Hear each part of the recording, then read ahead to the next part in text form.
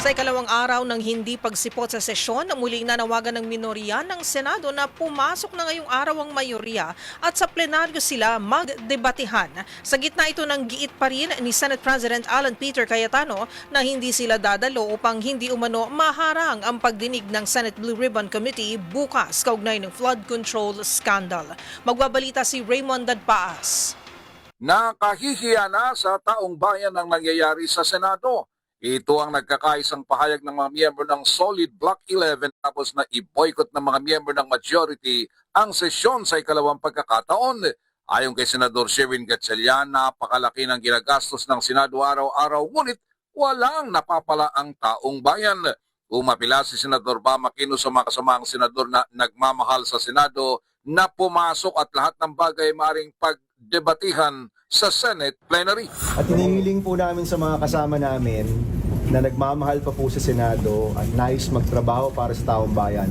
Pumasok po bukas, magkita-kita tayo dito, pwedeng pagdebatihan kahit anong bagay, pwede pong pag-usapan kahit anong bagay. Dito po kami magdiskusyunan dahil nandito po tayo para magtrabaho. At hinihikayat po namin lahat ng kasama namin na nagmamahal pa dito po sa Senado, pumasok tayo bukas, magtrabaho tayo para sa taong bayan. Nanawagan din si Senador Panfilo Ping Lacson sa sense of duty o responsibility ng mga kapwa-senador na dumalo sa sesyon dahil trabaho nila ito.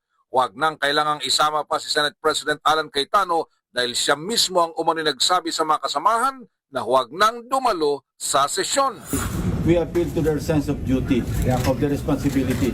Kasi mukhang untenable na si SP kasi siya yung nagsasabi sa mga kasama namin na huwag mag-attend ng session. So we now appeal to the rest of the members of the majority bloc. We appeal to their sense of duty na sana mag-attend sila ng session bukas. Nauuwi na sa personalan ng bangayan sa Senado lalo na sa pagitan ni SP Cayetano at ang magkapatid na Senador Raffy at Erwin Tulfo. Katwiran ni Cayetano, nais lang nilang protektahan ang independence ng Senado at matuloy ang hearing ng Senate Blue Ribbon Committee bukas hinggil sa flood control scandal. Tinawag naman siyang duwag ni Senator Raffy dahil sa social media nagsasalita sa halip na mag-preside sa Senate plenary. Para sa MBC TV Network News, ito si Raymond Dadpaas ng DZRH, una sa Pilipinas, una sa Pilipino.